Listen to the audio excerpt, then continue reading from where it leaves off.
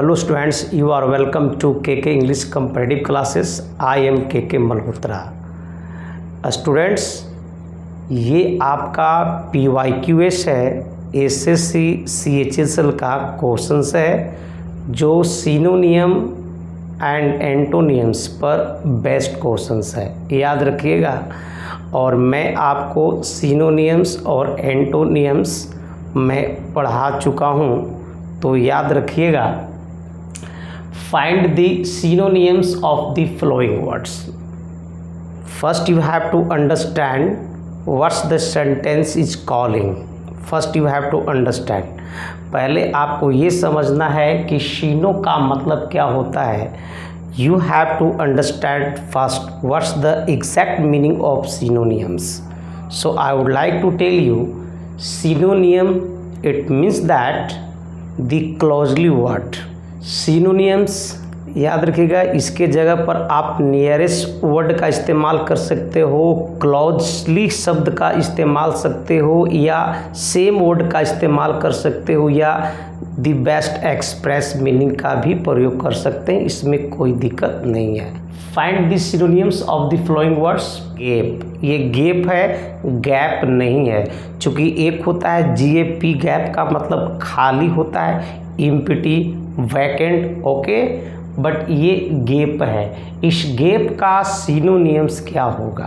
Gap it means that to see at surprised. याद रखिएगा, आश्चर्य से देखना या मुंह फाड़ करके देखना. याद रखिएगा, इसका हिंदी होता है. गैप का मतलब होता है आश्चर्य से देखना. तो क्या ये स्ट्रगल है? तो स्ट्रगल का मतलब होता है संघर्ष करना. तो ये तो आपका आउट हो गया, इसको आप आउट कर दीजिए.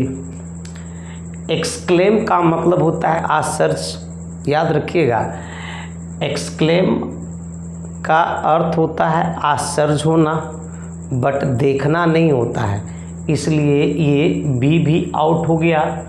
और स्टेयर और एक है हाइड. हाइड का मतलब होता है टू कैंसिल, यानी कि छिपा लेना, तो सर ये भी आउट हुआ. स्टेयर का मतलब होता है देखना, किसी भी चीज़ को आश्चर्य से देखना आपका स्टेयर है, और इसी का सर ये सिनोनियम्स है. तो आपका जो आंसर हो जाएगा वो हो जाएगा सी. ओके. इलूड, याद रखिएगा, एक होता है एल्यूड, जिसका स्पेलिंग होता है ALLUDE, बट यहाँ पर है ELUDE. इलूड, क्या इलूड का मतलब टेल होगा? तो याद रखिएगा, जो पहले मैं वर्ड बोला एल्यूड, उसका सिनोनियम टेल हो सकता है, बट ये है इल्यूड. तो इल्यूड का मतलब होता है अवॉइड करना. ओके. अब एवॉइड शब्द कहीं ना कहीं इसमें होगा, तो टेल आउट हो गया. क्रिएट, निर्माण करना, ये भी आउट हुआ. और रेफर, ये भी आउट हुआ. देखिए यहाँ पर एवॉइड है, तो avoid is the right synonym of this elude. Okay. So your answers will be C. इसका भी सी होगा. ओके. इनोक्यूअस, याद रखिएगा, you have to correct pronunciation. Innocuous. Okay. याद रखिएगा, अगर देखा जाए पार्ट्स ऑफ स्पीच के हिसाब से तो ये आपका एडजेक्टिव है. You can ask me question, sir कि हाउ कैन यू से this is an adjective, but I have told you the rule, I have taut you rule. Last में किसी भी वर्ड का अगर वो यूज हो, क्या हो, OUS हो, लेश हो, अल हो, कल हो, ईक हो, वीक हो, तो वो ज़्यादातर आपका एडजेक्टिव ही होता है. ओके. एक नया मैं रूल बता दिया. हालांकि मैं जब पार्सिंग पढ़ा रहा था तो मैं ये चीज़ बताया था कि अगर किसी भी वर्ड के लास्ट में अगर एल हो, CL कल हो, एबल हो, ईबल हो, लेश हो, ओइस हो, तो वो ज़्यादातर आपका एडजेक्टिव कैटेगरी में आता है. ओके. सो ये जो एनक्यूस जो है ये एक एडजेक्टिव है. अब इसका क्या अर्थ होगा, इसका सिनोनियम क्या होगा, हार्मलेस होगा, फॉल्टलेस होगा, मैलिशियस होगा या ऑफेंसिव होगा।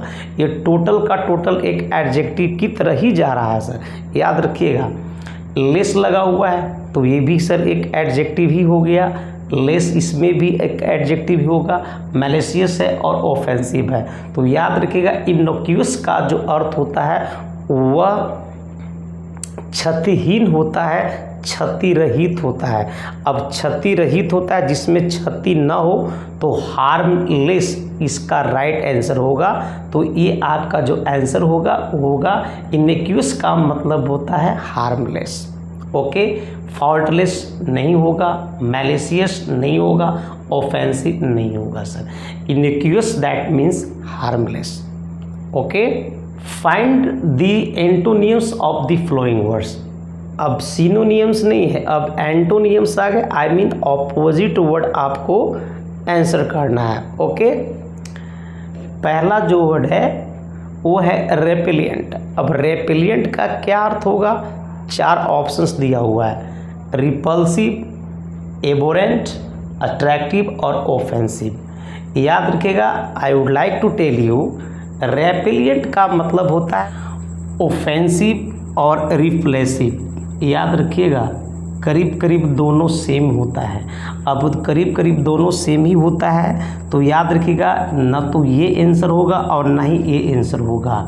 ओके, याद, अट्रैक्टिव का मतलब होता है आकर्षण, और याद रखिए एबोरेंट, एबोरेंट का मतलब भी होता है एक घृणित होता है। इसका मतलब है कि डी और बी और ए ये आउट हो गया, चूँकि रेपेलिएंट का जो मतलब होता है घृणात्मक।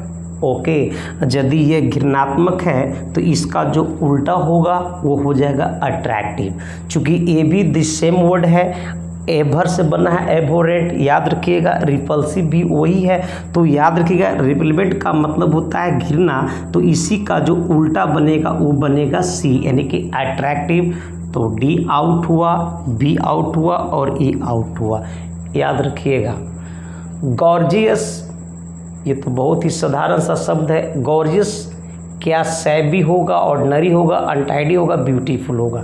तो याद रखिए गॉर्जियस का मतलब होता है एक्स्ट्रा ऑर्डिनरी, यानी बहुत ज़्यादा। तो सर साधारण हो जाएगा यानी कि ऑर्डिनरी हो जाएगा, सैबी नॉट और ब्यूटीफुल नहीं होगा। आपका जो आंसर हो जाएगा वो हो जाएगा बी।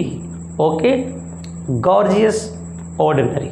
ओके, याद रखिएगा सुफिट, इसका मतलब होता है याद रखिएगा बहुत ज़्यादा, या आप यूँ कह सकते हैं कि सुफिट का मतलब होता है अधिक, यानी कि ज़्यादा।